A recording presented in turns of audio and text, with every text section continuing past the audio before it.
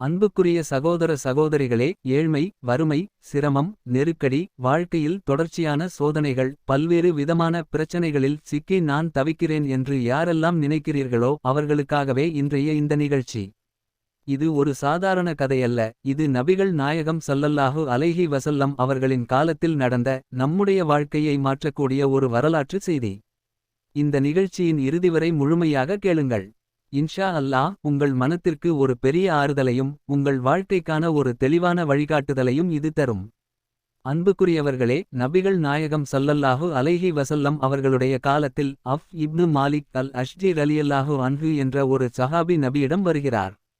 தபரானி மற்றும் ஹாக்கிம் போன்ற ஹதீஸ் நூல்களில் பதிவு செய்யப்பட்ட இந்த நிகழ்ச்சியில் அவர் மிகுந்த பதட்டத்துடனும் மனவேதனையுடனும் நபியவர்களை சந்திக்கிறார். அவருடைய முகத்திலும் குரலிலும் ஒரு பெரிய சோகமும் பரிதவிப்பும் வெளிப்படுகிறது. அவர் நேரடியாக நபிகளாரிடம், யா ரசூலல்லாஹ், என் பிள்ளையை காணவில்லை என்று கூறுகிறார்.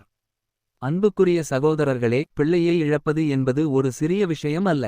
அந்த வலியும் வேதனையும் அதை அனுபவித்தவர்களுக்கே தெரியும்.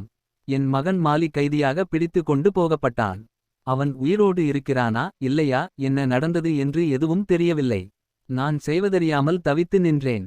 என்னுடைய மனைவி நபியிடம் சென்று தீர்வு கேளுங்கள் என்று என்னை அனுப்பினார் என்று அவர் கூறுகிறார்.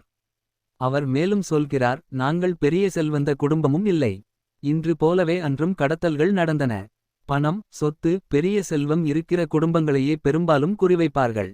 ஆனால் எங்களிடம் எதுவும் இல்லை. அன்றாடம் சாப்பிடுவதற்கே கஷ்டப்படும் ஏழ்மை நிலையில் இருக்கிறோம். அந்த நிலையில் என் பிள்ளையையும் இழந்துவிட்டேன். வறுமையும் வேதனையும் என்னை நெருக்குகிறது. என்ன செய்வது என்று தெரியவில்லை என்று நபிகளாரிடம் முறையிடுகிறார். அன்புக்குரியவர்களே, இந்த இடத்தில் ரசூலுல்லாஹ் ஸல்லல்லாஹு அலைஹி வஸல்லம் அவர்கள் காட்டிய வழிகாட்டுதல் மிகவும் ஆழமானது. நாம் இருந்தால் உடனே தேடச் சொல்வோம், பல இடங்களுக்கு அனுப்புவோம், மனித முயற்சிகளை முதலில் சொல்வோம். அவையெல்லாம் தவறு இல்லை. ஆனால் நபிகள் நாயகம் முதலில் அவருக்கு ஒரு ஆன்மீக பயிற்சியை கற்றுக் கொடுத்தார்கள். அதன் பிறகே முயற்சி. முதலில் அல்லாஹுடன் உள்ள உறவு. நபிகள் நாயகம் அவரிடம் கூறினார்கள், இது ஒரு சோதனை. அல்லாஹ் உங்களுக்கு தந்த ஒரு நெருக்கடி. முதலில் தக்குவாவோடு இருங்கள். அல்லாஹ்வை பயந்து அவன் கண்காணிப்பில் நம்முடைய வாழ்க்கை இருக்கிறது என்ற உணர்வோடு வாழுங்கள். இரண்டாவது, இந்த சோதனையில் பொறுமையுடன் இருங்கள். அல்லாஹ் பொறுமையாளர்களுடன் இருக்கிறான். மூன்றாவது, ஒரு முக்கியமான திக்ரை அதிகமாக சொல்லுங்கள் என்று அறிவுரை கூறினார்கள். அந்த திக்ர், لا حول ولا قوة إلا بالله العلي العظيم. لا حول ولا قوة إلا بالله العلي العظيم. இந்த வார்த்தையை பொறுமையோடு நம்பிக்கையோடு தொடர்ந்து சொல்லுங்கள். அல்லாஹ்விடம் முழுமையாக ஒப்படையுங்கள். நிச்சயமாக அல்லாஹ் உங்களுடைய பிள்ளையை உங்களிடம் கொண்டு வந்து சேர்ப்பான். நீங்கள் இழந்ததை மட்டுமல்ல, நீங்கள் எதிர்பார்க்கிறதை விட அதிகமாகவும் அல்லாஹ் தருவான் என்று நபிகள் நாயகம் உறுதியாக கூறினார்கள்.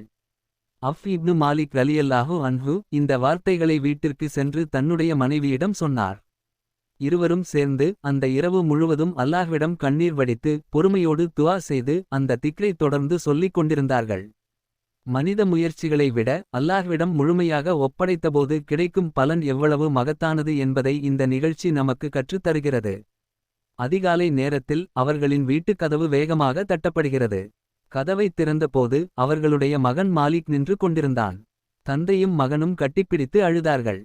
மகன் கூறினான், என்னை ஒரு கூடாரத்தில் கைதியாக வைத்திருந்தார்கள். ஒரு இரவு அனைவரும் மயக்கத்தில் இருந்தபோது அல்லாஹ் உதவியால் நான் தப்பித்து ஓடி வந்தேன்.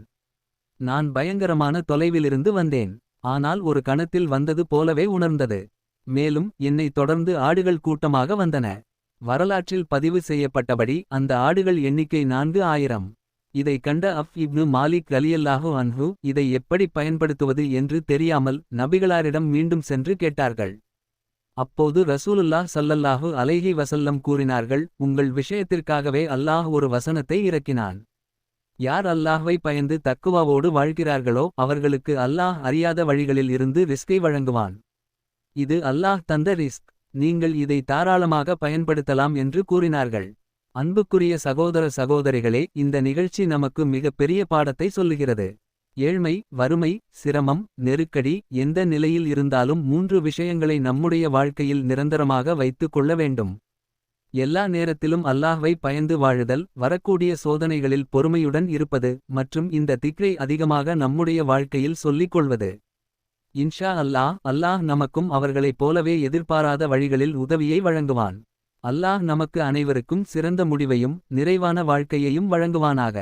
இந்த நிகழ்ச்சி உங்களுக்கு பயனுள்ளதாக இருந்தால் மறக்காமல் சப்ஸ்கிரைப் செய்யுங்கள், லைக் செய்யுங்கள், ஷேர் செய்யுங்கள். மற்றவர்களுக்கும் இந்த பயன் சென்றடையட்டும்.